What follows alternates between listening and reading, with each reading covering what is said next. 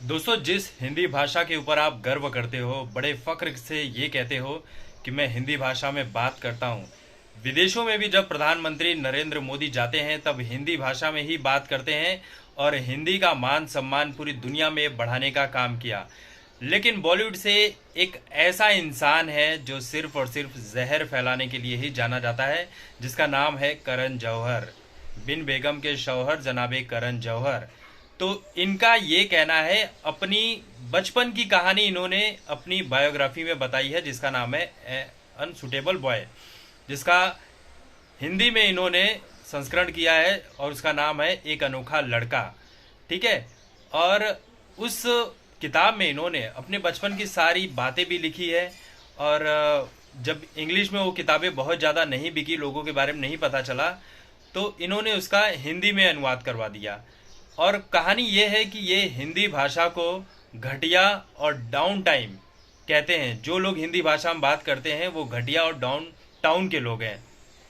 कहानी ऐसी है कि इन्होंने इस पुस्तक के 23वें नंबर के पेज पर ये कहानी को शेयर किया। लिखे हैं कि बचपन में जब मैं छोटा था, छोटे ही होते हैं सब, तो ऋतिक रोशन, अभिषेक बच्चन, जोया अख्तर, फरहान और श्वेता के साथ मैं खेला करता था। मैं इनके घर पर खेलने के लिए जाया करता था।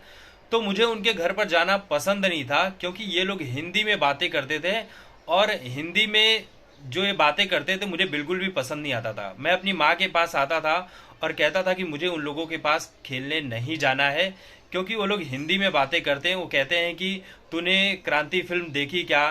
तो मुझे ये बड़ा ही घटिया और डाउन टाउन लगता है। और आदित्य चोपड़ा, जो इनके भाई रिलेशन में ही आते हैं, वो भी हिंदी में बातें करते थे, तो वो भी करण जौहर को पसंद नहीं आता था। बोलते थे मुझे इस तरह के लोगों से बात नहीं करनी है, इस तरह के लोगों से मैं दूरियां बनाता था जो भी हिंदी में बातें करते थे। मुझे हिंदी में बात करना बिल्कुल भी पसंद नहीं है।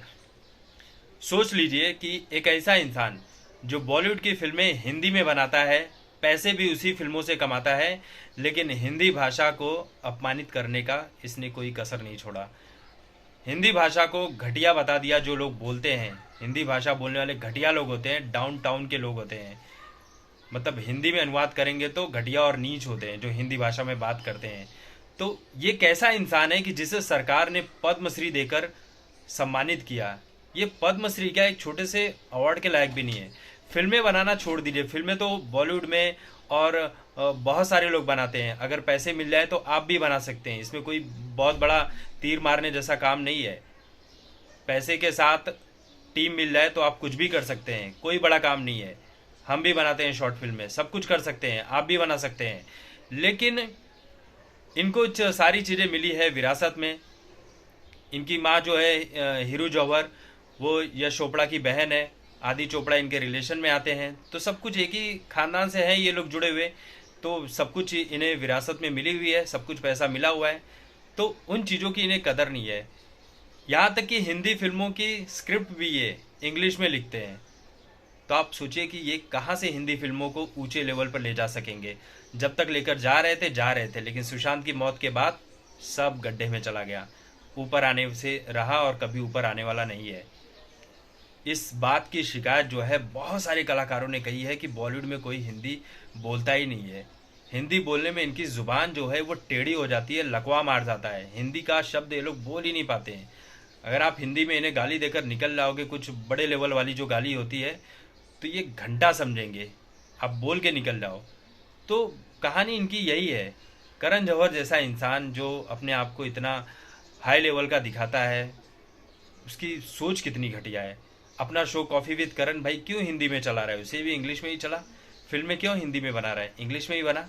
जब हिंदी तेरे लिए इतनी घटिया और डाउन टाउन वाली लैंग्वेज है, तो बात क्यों कर रहा है हिंदी में। मत बना फिल्में, पता चल जाएगा औकात क्या है तेरी।